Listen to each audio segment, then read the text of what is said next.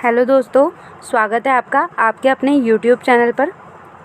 आज से हम नई टेस्ट सीरीज़ स्टार्ट कर रहे हैं जिसमें हम यूनिट 1 का टेस्ट देंगे। तो चलिए आज का वीडियो शुरू करते हैं। इसमें पहला प्रश्न है, सर्वप्रथम भारतवर्ष का उल्लेख किस अभिलेख से मिलता है? भारतवर्ष का उल्लेख किस अभिलेख से मिलता है? ऑप्शन है देवपाड़ा अभिलेख, गुर्जरा अभिलेख, हाथी गुम्फा अभिलेख, सुपिया अभिलेख। तो इसका सही उत्तर क्या होगा? इसका सही उत्तर होगा ऑप्शन नंबर सी, हाथी गुम्फा अभिलेख, जो कहाँ अवस्थित है? उड़ीसा में अवस्थित है। और इसे किसने खुदवाया था? कलिंग नरेश खारवेल ने खुदवाया था। और इसमें क्या विवरण मिलता है? इसमें विवरण मिलता है खारवेल के शासनकाल की घटनाओं का।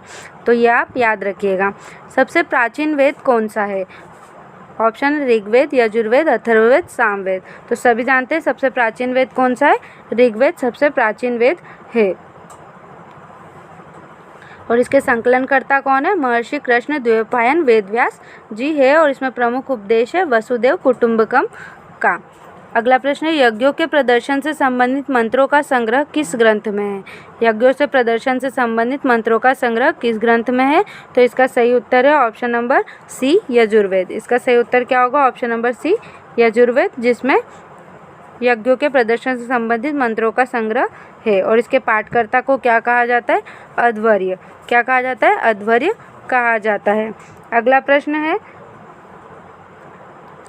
सामवेद से संबंधित उपवेद कौन सा है? सामवेद से संबंधित उपवेद कौन सा है?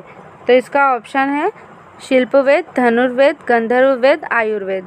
तो सामवेद से संबंधित है, इसका सही आंसर होगा ऑप्शन नंबर सी। इसका सही उत्तर क्या होगा? Option number C, Gandharvaveda. Samaveda से संबंधित उपवेद है गंधर्व वेद। और इसका ब्राह्मण ग्रंथ कौन सा है? तो इसका ब्राह्मण ग्रंथ है पंचविश षड्विश। और इसके पाठकर्ता को क्या कहा जाता है? उद्रात्र। उद्रात्र। यजुर्वेद के पाठकर्ता को अध्वर्य, सामवेद के पाठकर्ता को उद्रात्र, ऋग्वेद के पाठकर्ता को होत्र और अथर्ववेद के पाठकर्ता को ब्रह्मा कहा जाता है। अगला प्रश्न है, किस वेदांग का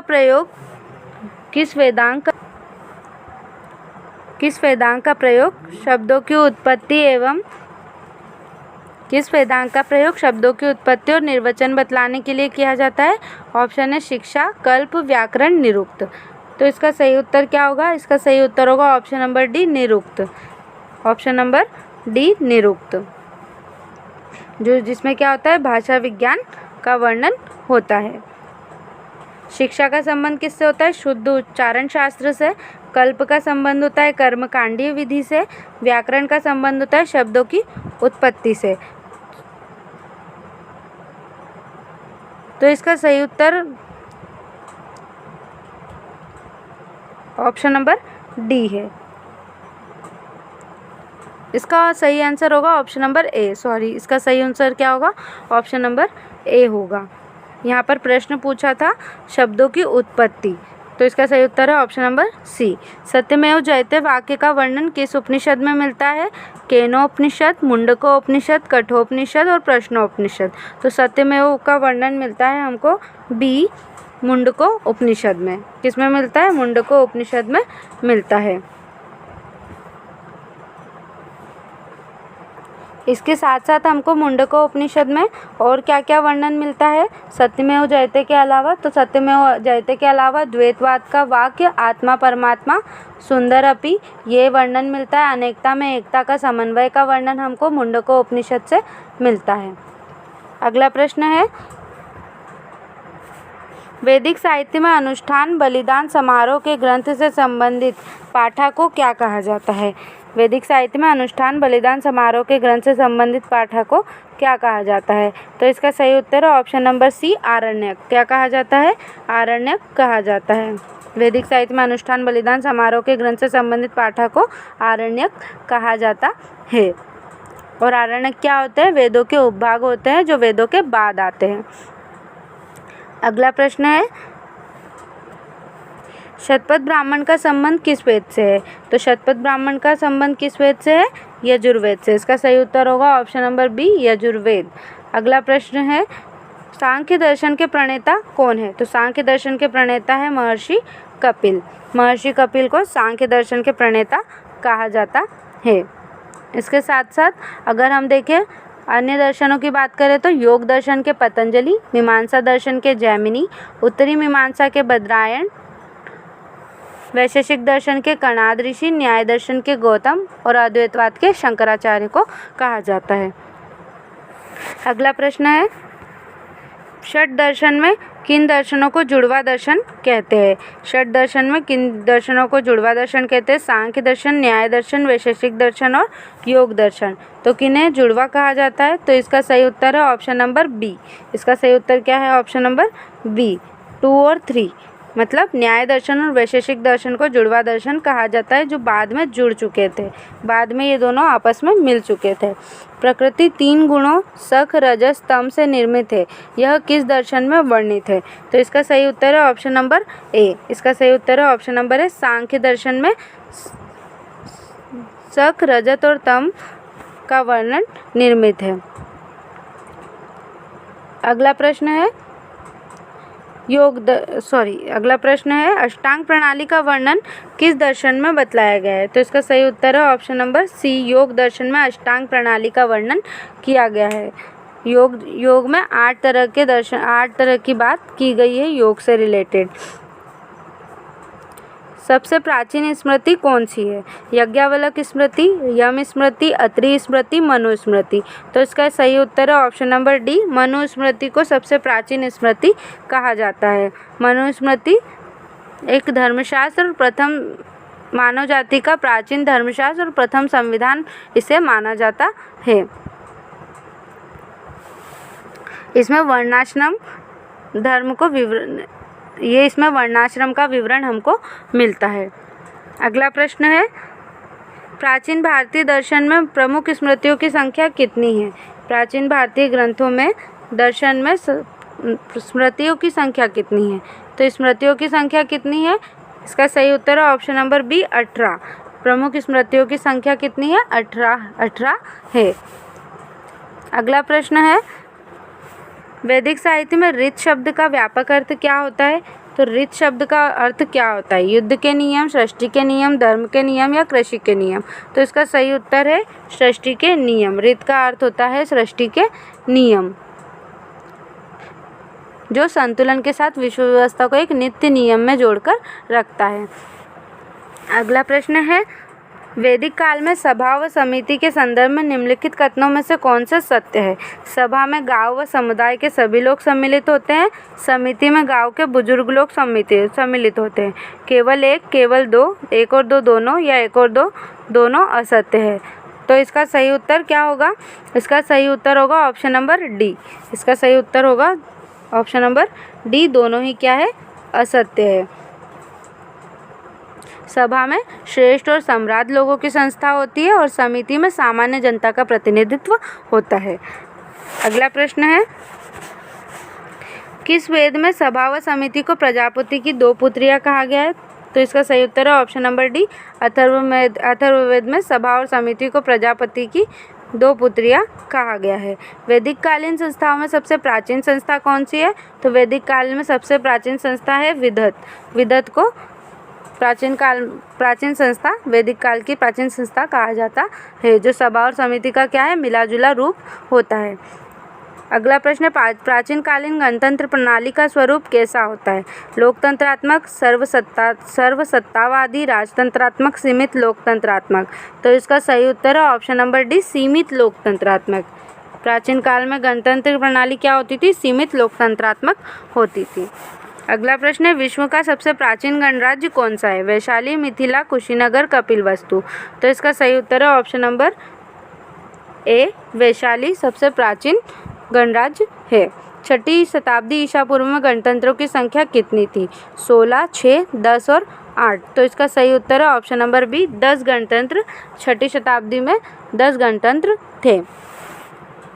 अगला प्रश्न है, इसको बुद्ध काल से भी काउंट कर सकते हैं। इसमें बुद्ध, कभी कभी ऐसा भी आ सकता है कि बुद्ध काल में गणतंत्रों की संख्या कितनी थी। अगला प्रश्न है, असत्य युग्मों को पहचानना है। असत्य युग्म को पहचानना है। तो इसमें पहला है मिथिला, वर्तमान दरभंगा और भागपुर, सही है। रामग्राम गोरखपुर में है, वैशाली और पावा कुशीनगर। तो इसका सही उत्तर होगा option number C, Vaishali Prayagraj में स्थित नहीं है। वर्ण व्यवस्था का उल्लेख।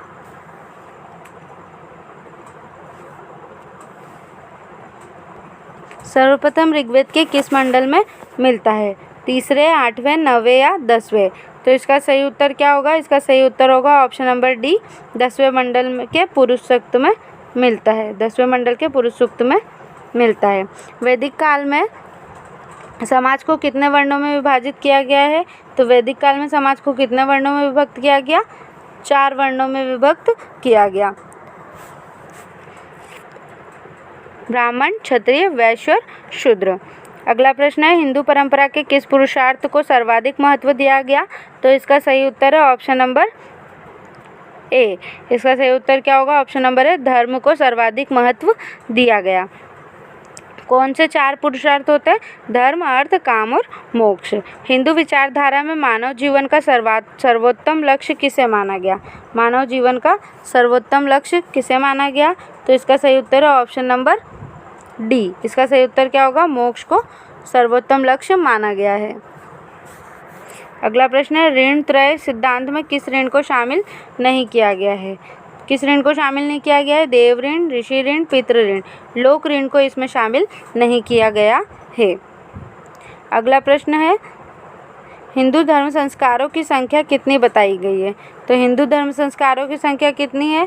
तो इसका सही उत्तर है 16 संस्कार। हम देखते हैं 16 संस्कार हिंदू धर्म संस्कारों में। संस्कारों की संख्या 16 किस ग्रंथ में बताई गई है? तो संस्कारों की 16 संख्या बताई गई है व्यास स्मृति में। किसमें? व्यास स्मृति में संस्कारों की 16 संख्या बताई गई है। अगला प्रश्न है निम्नलिखित में से कौन सा शिशु जन्म से पूर्व किए जाने वाले संस्कार नहीं है? इसमें क्वेश्चन में क्या पूछा है? शिशु जन्म से पूर्व। तो शिशु जन्म से पूर्व कौन कौन से किया जाता है? पुंसवन, जब गर्भाधान होता है, ये पुंसवन है, यहाँ पर पुंसवन होगा। तो इसका सही उत्तर है ऑप्शन नंबर डी, जात कर्म। जात कर्म शिशु जन्म से पूर्व नहीं किया जाता है। बाकी गर्भाधान, पुंसवन और सीमांतोन्नयन शिशु जन्म से पूर्व किए जाते हैं। अगला प्रश्न है पंच महायज्ञों का उल्लेख किस ग्रंथ में मिलता है? ऐत्रेय ब्राह्मण, शतपथ, कौशिकी या तैत्तिरीय ब्राह्मण। तो इसका सही उत्तर क्या होगा? इसका सही उत्तर होगा ऑप्शन नंबर डी। इसका सही उत्तर क्या होगा? Option number B. इसका सही उत्तर होगा option number B, Shatapatha Brahmana में पंच महायज्ञों का उल्लेख मिलता है। ब्रह्म यज्ञ संदर्भित है जीवों का अन्नदान देना, अतिथियों को भोजन कराना, अग्नि में आहुति देना या वेदों का अध्ययन करना। तो इसका सही उत्तर होगा ऑप्शन नंबर डी, वेदों का अध्ययन करना। कर्म का सिद्धांत गीता में वर्णित है। कर्म का सिद्धांत गीता में कहाँ वर्णित है? तो इसका सही उत्तर है ऑप्शन नंबर सी, अध्याय 2 के श्लोक 38 में। ऑप्शन नंबर सी, अध्याय 2 के श्लोक 38 में वर्णित है कर्म का सिद्धांत। बोधिसत्व का सिद्धांत संबंधित है महायान शाखा से, हीनयान से, वज्रयान से या निम्न में इनमें से कोई नहीं। तो इसका सही उत्तर है ऑप्शन नंबर ए, महायान शाखा से बोधिसत्व का सिद्धांत संबंधित है। अगला प्रश्न है जैन धर्म के प्रथम बोधिसत्व पद्मपाणि भित्ति चित्र कहाँ अवस्थित है? तो बोधिसत्व पद्मपाणि भित्ति चित्र अवस्थित है अजंता की गुफाओं में। जैन धर्म के प्रथम तीर्थंकर कौन थे? तो ऋषभदेव जैन धर्म के प्रथम तीर्थंकर थे। इनका जो प्रतीक चिन्ह है वो क्या है? सांड या वृषभ इनका। अगला प्रश्न है असत्य युग्म को पहचानना है। ऋषभदेव बेल, अजितनाथ हाथी, पार्श्वनाथ सर्प, सिद्धार्थ मछली। तो इसका सही उत्तर है ऑप्शन नंबर डी, सिद्धार्थ मछली गलत है। अगला प्रश्न है मंदिर स्थापत्य कला का प्रारंभ किस काल से हुआ था? मंदिर स्थापत्य कला का प्रारंभ किस काल से हुआ था? तो इसका सही उत्तर है ऑप्शन नंबर डी, गुप्त काल से हुआ था। गोपुरम किस मंदिर स्थापत्य शैली का उदाहरण है? नागर शैली, द्रविड़ शैली, बेसर शैली, इनमें से कोई नहीं। तो इसका सही उत्तर है ऑप्शन नंबर बी, द्रविड़ शैली का उदाहरण है गोपुरम। नागर शैली उत्तर वाले रीजन में, द्रविड़ शैली दक्षिण वाले रीजन में और बेसर शैली मिडिल पार्ट में स्थापत्य शैली है। अगला प्रश्न है, असत्य युग्म की पहचान करनी। तिगवा का विष्णु मंदिर, जबलपुर, भीतरगांव, ललितपुर, नचना कुठार पन्ना, भूमरा का शिव मंदिर, सतना। तो इसमें असत्य कथन बताना है। तो इसका सही उत्तर होगा ऑप्शन नंबर बी। इसका सही उत्तर क्या होगा? ऑप्शन नंबर बी, ललितपुर जो है गलत है। नचना कुठार मंदिर पन्ना में, एरंड का विष्णु मंदिर सागर में, भूमरा का शिव मंदिर सतना में और तिगवा का विष्णु मंदिर कटनी में। जबलपुर या कटनी दोनों में से कोई एक। अगला प्रश्न है, मंदिर स्थापत्य शैली द्रविड़ शैली का प्रारंभ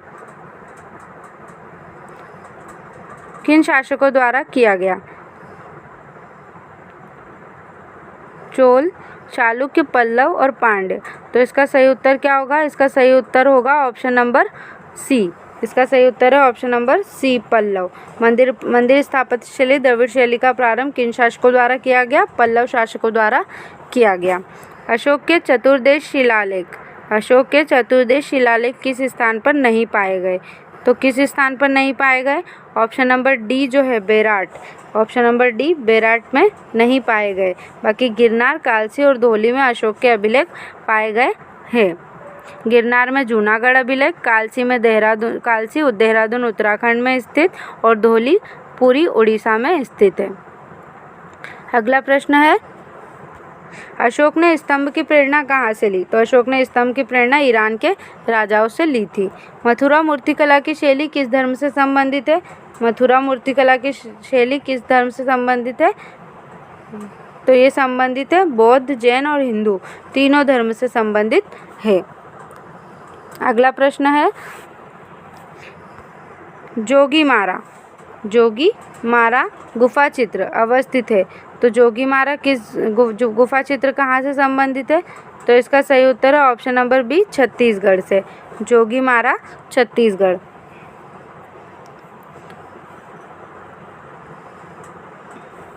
इसके अलावा अन्य गुफाओं की बात करें तो आदमगढ़ की गुफा होशंगाबाद में, भृतहरि की उज्जैन में, सिलहरा की गुफा अनूपपुर में, माड़ा की गुफा सिंगरौली में स्थित है।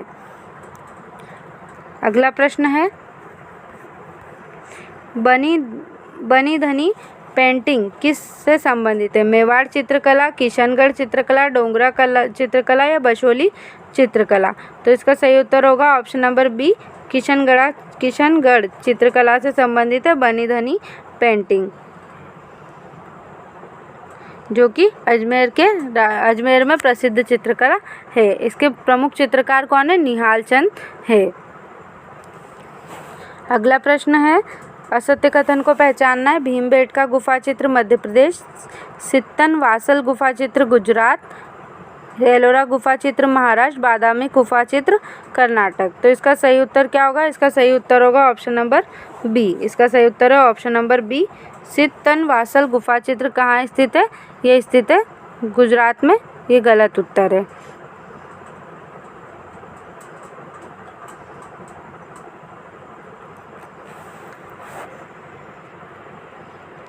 अगला प्रश्न है, मधुबनी पेंटिंग कला का संबंध किस राज्य से है? ऑप्शन है उत्तर प्रदेश, मध्य प्रदेश, बिहार और पश्चिम बंगाल। तो इसका सही उत्तर है ऑप्शन नंबर सी, बिहार। इसका सही उत्तर क्या होगा? Option number C, Bihar. अगला प्रश्न है, अजंता एवं एलोरा की गुफाओं में चित्रकारी कला का विकास के संकेत है? पल्लव, चालुक्य, पांड्य या राष्ट्रकूट। तो इसका सही उत्तर होगा ऑप्शन नंबर बी, अजंता की गुफाएं।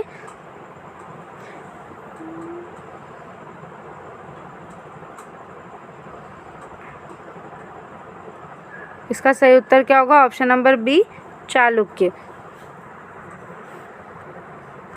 भारतीय संगीत में कितने प्रकार के संगीत पद्धतियाँ प्रचलित है?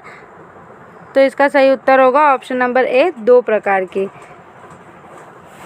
कितने प्रकार की संगीत पद्धतियाँ प्रचलित है? 2 प्रकार की।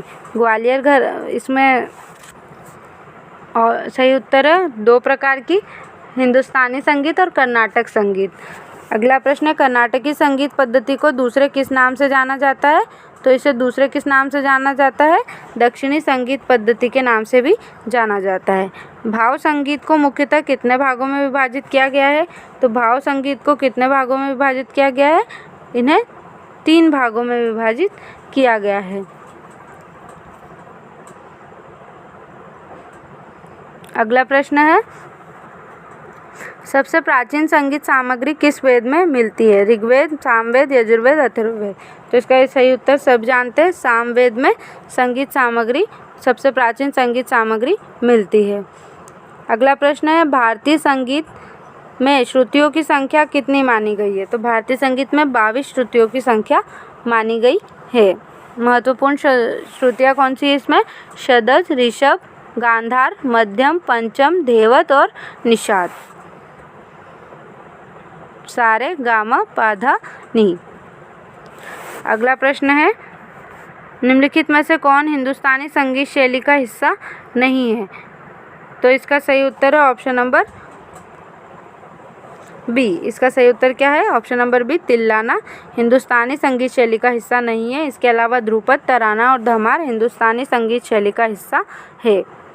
इसके अलावा और कौन कौन है इसमें शामिल? तो इसमें ठुमरी, भजन, गज़ल और तराना, धमार सब इनमें हिंदुस्तानी संगीत शैलियों में शामिल है। अगला प्रश्न है, हिंदुस्तानी संगीत का सबसे पुराना घराना कौन सा है? तो इसका सही उत्तर है ऑप्शन नंबर ए, ग्वालियर घराना सबसे पुराना घराना है। अगला प्रश्न है, किस घराने को ख्याल गायकी का जन्मदाता माना जाता है? ग्वालियर घराना, किराना घराना, पटियाला घराना। तो इसका सही उत्तर क्या होगा? इसका सही उत्तर होगा ऑप्शन नंबर ए, ग्वालियर घराना। अगला प्रश्न है, चेराव नृत्य किस राज्य का पारंपरिक नृत्य है? तो चेराव किसका पारंपरिक नृत्य है? मिजोरम का पारंपरिक नृत्य है। असम का बिहू, केरल का कथकली, मणिपुर का मणिपुरी नृत्य और मेघालय का लाहो और बंगला आदि प्रमुख पारंपरिक नृत्य है। हिकत के नृत्य रूप है। हिकत किसके नृत्य रूप है? तो ये जम्मू कश्मीर के नृत्य रूप है। हिकत जम्मू कश्मीर के नृत्य रूप है। अगला प्रश्न है, ढंगारी और ढंगारी गाजा पारंपरिक लोक नृत्य निम्नलिखित में से किस राज्य से संबंधित है? तो ये संबंधित है महाराष्ट्र से। ढंगारी गाजा महाराष्ट्र से संबंधित है। अगला प्रश्न है, सिक्किम का निम्नलिखित में से कौन सा समुदाय पारंपरिक रूप से चू फाट नामक लोक नृत्य से जुड़ा हुआ है? तो इसका सही उत्तर क्या होगा? ऑप्शन नंबर ए, लेप्चा। जो लेप्चा है वो चू फाट नामक लोक नृत्य से जुड़ा है। द्रविड़ भाषाओं में सर्वाधिक बोले जाने वाली भाषा कौन सी है? द्रविड़ भाषा में सर्वाधिक कौन सी बोली जाती है? तो इसका सही उत्तर होगा ऑप्शन नंबर बी। इसका सही उत्तर क्या होगा? Option number B, Telugu. और किस भाषा को द्रविड़ परिवार की सभी भाषाओं की जननी कहा जाता है? तो तमिल को। दोनों अलग अलग चीज़ें। सर्वाधिक बोले जाने वाली तेलुगु और द्रविड़ परिवार की भाषाओं की जननी तमिल। किस भाषा को भारतीय आर्य भाषाओं की जननी, भारतीय आर्य संस्कृति का आधार, देव भाषा आदि नामों से भी जाना जाता है? तो इसका सही उत्तर होगा ऑप्शन नंबर सी, संस्कृत को। इसका सही उत्तर है ऑप्शन नंबर सी, संस्कृत को कहा जाता है। भारतीय संविधान के अनुसार यहाँ की राजभाषा क्या है? तो भारतीय संविधान के अनुसार यहाँ की राजभाषा हिंदी है। जो संविधान के भाग 17 के अनुच्छेद 343 से 351 तक राजभाषा को लेकर विशेष प्रावधान किए गए हैं। अगला प्रश्न है, भाषा के संबंध में हिंदी शब्द का प्रयोग सर्वप्रथम किसने किया? तो ये सर्वप्रथम प्रयोग किया गया है अमीर खुसरो के द्वारा। निम्नलिखित में से किस राज्य में संस्कृत भाषा को राज्य की द्वितीय राजभाषा का दर्जा दिया गया है? संस्कृत को द्वितीय राजभाषा के रूप में किसने माना है? तो उत्तराखंड ने। इसका सही उत्तर है ऑप्शन नंबर डी, उत्तराखंड। निम्नलिखित में से कौन सी गुफा प्राचीन भारतीय रंगमंच को प्रमाणित करता है? सीताबेग गुफा, रायगढ़ पहाड़ी, जोगीमारी गुफा, भीमबेटका रॉक शेल्टर, एलोरा की गुफा या बोर्रा की गुफा। तो इसका सही उत्तर क्या होगा? इसका सही उत्तर होगा ऑप्शन नंबर ए, सीता बेग की गुफा, रायगढ़ पहाड़ी और जोगीमारी गुफा, जो तीनों कहाँ स्थित है? छत्तीसगढ़ में स्थित है। निम्नलिखित में से कौन भारत में नाटक की सबसे प्रसिद्ध प्राचीन पुस्तक है? तो भारत में नाटक की सबसे प्राचीन पुस्तक है नाट्यशास्त्र। सही उत्तर क्या होगा? नाट्यशास्त्र। अगला प्रश्न है, भारतीय रंगमंच में यवनिका पर्दा का आरंभ किन्होंने किया? ऑप्शन है पार्थियों ने, कुषाणों ने, शकों ने और यूनानियों ने। तो इसका सही उत्तर क्या होगा? इसका सही उत्तर होगा यूनानियों ने। इसका सही उत्तर होगा यूनानियों ने, ऑप्शन नंबर डी। बाउल गायन कहाँ के लोक रूप है? बाउल गायन कहाँ के लोक रूप है? तो बाउल कहाँ गाया जाता है? तो इसको याद रखिए, बंगाल में। बाउल बंगाल में गाया जाता है। अगला, बाउल संगीत क्या है? एक विशेष प्रकार का लोकगीत है जिसमें हिंदू भक्ति आंदोलन के साथ सूफी गीत का भी प्रभाव दिखाई देता है। अगला प्रश्न है, भारत के किस भाग में बम्बू नृत्य प्रसिद्ध है? भारत के किस भाग में बम्बू नृत्य प्रसिद्ध है? तो भारत के मेघालय राज्य में, भारत के मेघालय राज्य में बम्बू नृत्य प्रसिद्ध है। अगला प्रश्न है, कर्नाटक की लोक रंगभूमि है?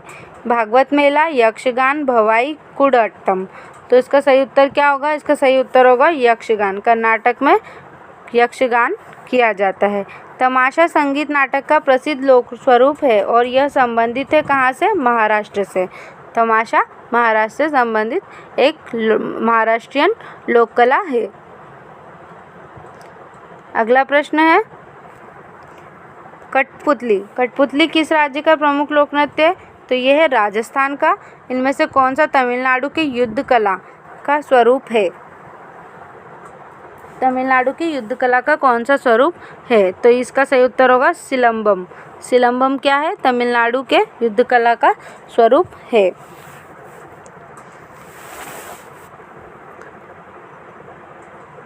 अगला प्रश्न है, निम्नलिखित युद्ध कला रूपों में से कौन सी केरल में प्रसिद्ध है? केरल में कौन सी प्रसिद्ध है? कलरी पायट्टू। और अभी हमने देखा तमिलनाडु में सिलंबम। जल्लीकट्टू नामक त्यौहार किस राज्य में मनाया जाता है? तो जल्लीकट्टू कहाँ मनाया जाता है? तमिलनाडु में मनाया जाता है। और जल्लीकट्टू का उल्लेख कहाँ मिलता है? संगम साहित्यों में मिलता है हमको। अगला प्रश्न है, मुगलों ने नौरोज त्यौहार कहाँ से लिया था? तो इन्होंने लिया था पारसियों से। और असम में कौन सा त्यौहार प्रसिद्ध है? असम में कौन सा त्यौहार प्रसिद्ध है? तो बिहू। असम में बिहू प्रसिद्ध है। अगला प्रश्न है, 2017 में किस शहर को यूनेस्को द्वारा विश्व धरोहर स्थल का दर्जा दिया गया? तो इसका सही उत्तर क्या होगा? इसका सही उत्तर होगा ऑप्शन नंबर बी। इसका सही उत्तर होगा ऑप्शन नंबर बी, अहमदाबाद। अगला प्रश्न है, यूनेस्को विश्व धरोहर स्थल नीलगिरी माउंटेन रेलवे कहाँ स्थित है? तो नीलगिरी रेलवे कहाँ स्थित है? तमिलनाडु में। तो इसका सही उत्तर क्या होगा? Option number D, Tamil Nadu. अगला प्रश्न है, ओणम किस राज्य का प्रमुख त्यौहार है? ओणम किस राज्य का प्रमुख त्यौहार है? तो इसका सही उत्तर होगा option number B, Kerala. Onam Kerala का प्रमुख त्यौहार है जो महाराजा बलि और वामन अवतार लेने वाले भगवान विष्णु के स्वागत के तौर पर मनाया जाता है। और ओणम पर्व की आधिकारिक तिथियां कहाँ स्थित होती है? मलयालम कैलेंडर पर आधारित होती है। हर्षवर्धन द्वारा संस्कृत में लिखे गए नाटकों में कौन सा सही सेट है? मालविकाग्निमित्रम, विक्रमोर्वशीयम, अभिज्ञान शकुंतलम, स्वाप्ना वासदत्तम, पंचरात्र, प्रतिज्ञा, युगंध धारणयम, नागानंद, प्रियदर्शिका, रत्नावली। इनमें से कोई नहीं। तो इसका सही उत्तर क्या होगा? Option number C, Nagananda, Priyadarshika और रत्नावली हर्षवर्धन के द्वारा लिखे गए संस्कृत के नाटक का सही सेट है। जो ऑप्शन सी है वो कालिदास द्वारा रचित ग्रंथ है।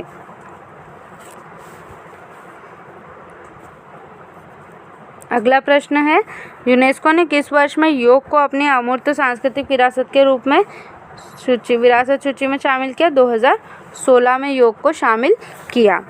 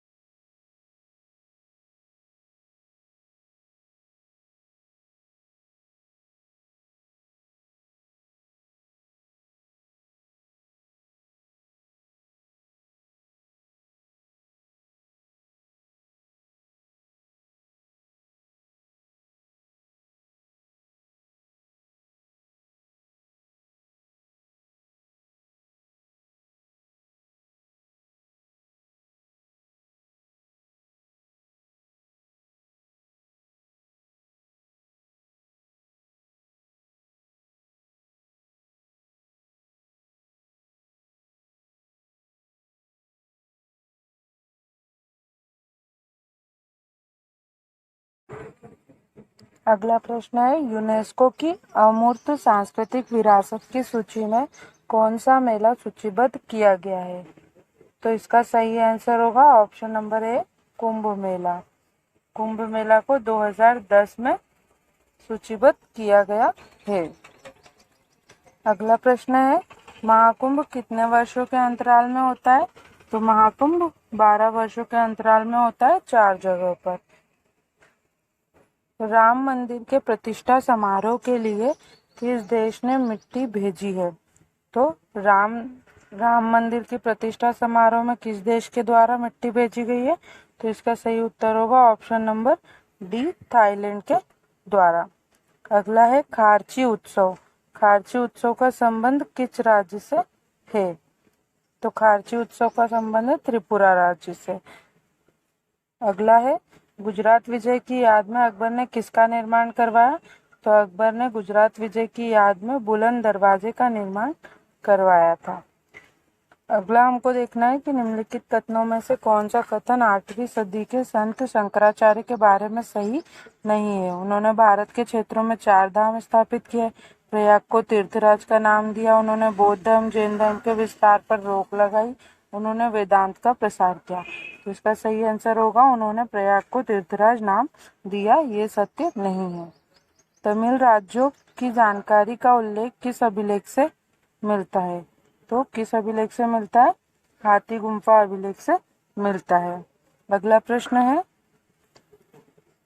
सुमेलित करना है हमको। तो इसमें शंकराचार्य, अद्वैतवाद के प्रवर्तक, रामानुज विशिष्टाद्वैतवाद, मध्व द्वैतवाद और निम्बार्क द्वैतवाद। तो इसका सही आंसर क्या होगा? 2413 बी इसका सही आंसर होगा।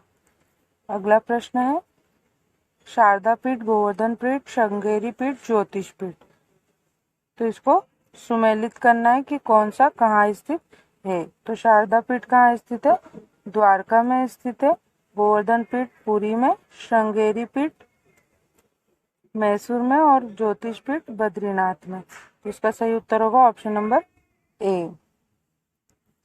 अगला प्रश्न है, भागवत धर्म से संबंधित प्राचीनतम अभिलेखीय साक्ष्य है। तो इसका सही उत्तर है हेलियोडोरस का बेस नगर अभिलेख संबंधित प्राचीनतम अभिलेख है। नयनार कौन थे? तो शैव धर्मानुयायी और अलवार वैष्णव धर्मानुयायी। सुमेलित करना है एलिफेंटा, श्रवण बेलगोला, खजुराहो और सांची। तो एलिफेंटा क्या है? गुफाएं, श्रवण बेलगोला मूर्ति, खजुराहो मंदिरों के लिए और सांची स्तूप के लिए प्रसिद्ध है। तो इसका सही उत्तर होगा ऑप्शन नंबर 3, 4, 2, 1। तो इसका सही उत्तर है ऑप्शन नंबर बी। अगला प्रश्न है, विशाखदत्त चिकित्सा, वरामिर नाटक, चरक खगोल विज्ञान, ब्रह्मगुप्त गद्य। तो इसमें हमको सही क्रम जमाना है। विशाखदत्त क्या है? नाटक लिखते हैं। वरामिहिर खगोल विज्ञान, चरक चिकित्सा और ब्रह्मगुप्त गणित। तो इसका सही उत्तर होगा ऑप्शन नंबर बी। इसी के साथ आज का वीडियो हम यही समाप्त करते हैं। मिलते हैं अपने नेक्स्ट वीडियो में। जब तक के लिए वीडियो को लाइक शेयर सब्सक्राइब जरूर कीजिए और इसी तरह चैनल से जुड़े रहिए। धन्यवाद।